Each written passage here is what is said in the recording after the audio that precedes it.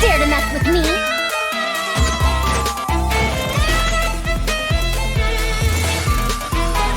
Too late for regrets! Have fun with this gift! What did you say? Oh, I'm old now, so every other phrase escapes my ears. Try calling me Madam, Faruzan, and I'll see if I can pick that up.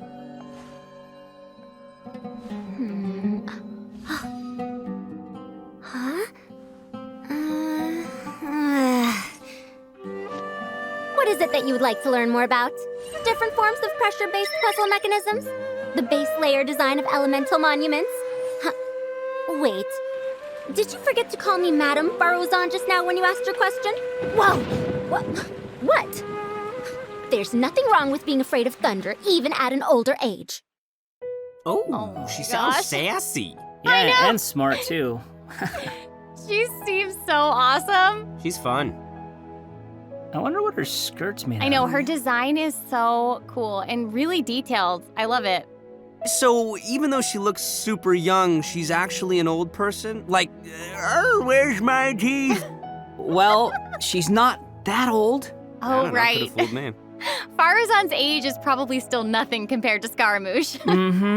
But let's call him the Wanderer, Sarah, please. Okay, you know who I meant. Actually, now that I think about it, yokai can also live a really long time too. That's right, yeah, no, and speaking of age, isn't the Traveler's age also kind of mysterious? That's true. It looks like all of our characters are intriguing. But it's safe to say that Faruzan is way older than most people in Teyvat. Faruzan works in the Academia's Haravatat Darshan and has been a hairbod, which roughly means mentor, for over a century. So I bet everyone out there is wondering if she's also some kind of creature blessed with long life, you know? Like Klee? No, she's actually just your regular, typical human being. Oh. Well, maybe not so typical. About 100 years ago, Faruzan was an undisputed genius, traveling all around Sumeru and solving many puzzles and mysteries. The notes she left behind eventually became the basis of mechanical research for later generations. Whoa, she sounds pretty amazing. But later, she accidentally stumbled into some ruins while trying to solve a puzzle.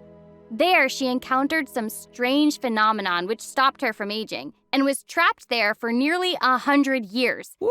She eventually solved the puzzle and was able to finally return to Sumeru. Can you imagine being trapped in a puzzle for 100 years?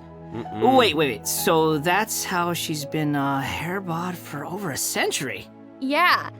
And even now, she still has the pride of a scholar in her heart and is a very talented person.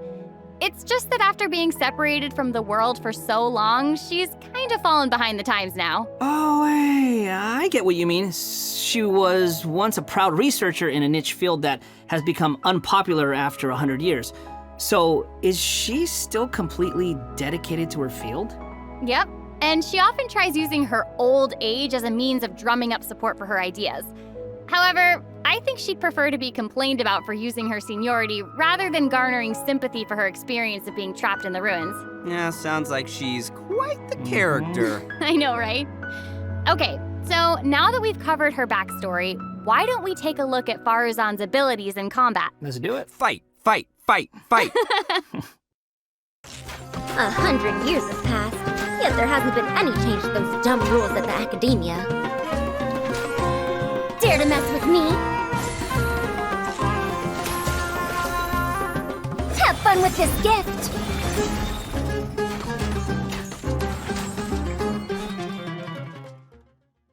I love all the geometric shapes when she's playing. Did you guys see that? Yes, there's so much geometry, and I took geometry. It looks so cool. Ah, yeah. So Faruzan is an animo character, and she wields a bow as her weapon. Her normal attacks are the usual bow attacks you'd expect from a bow user, so there's not too much to say about that. But her skills are where things get interesting. Her elemental skill deploys a polyhedron that deals damage to enemies. After using her skill, her next aimed shot will become a special attack that creates a vortex, pulling nearby objects and opponents in. Oh, nice. So she can clump enemies together. And there's also another thing about her special charged attack. It will create a vortex effect at its point of impact. And if the attack hits an enemy or ally member, It'll apply a mark and create a vortex after a short delay. Okay.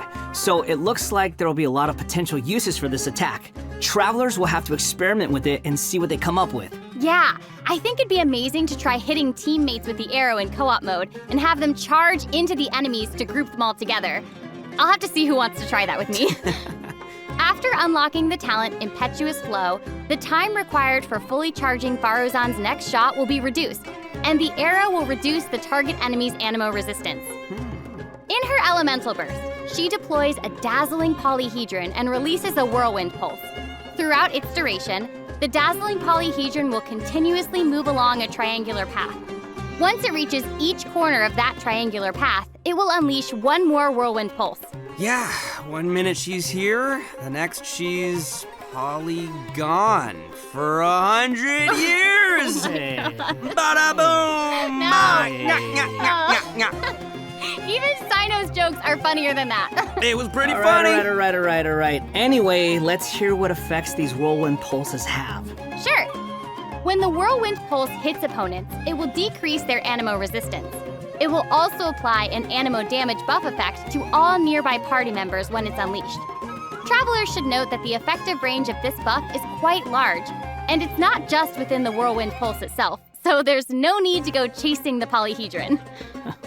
After unlocking her talent, Lost Wisdom of the Seven Caverns, when a team member uses normal, charged, or plunging attacks, elemental skills, or elemental bursts to deal animo damage to an enemy, the damage will increase based on Faruzan's base attack. This effect can only be triggered once for a certain duration of time. Oh, so it seems she'll be the solid support. Yeah. Totally!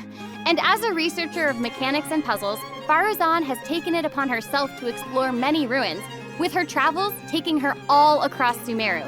Her exploration talent reflects this, and she gains more rewards when dispatched on a Sumeru expedition for 20 hours. I'm sure no other mentor in Haravatat has 100 years of experience in solving puzzles. Yeah, I gotta say, that's pretty hard to beat.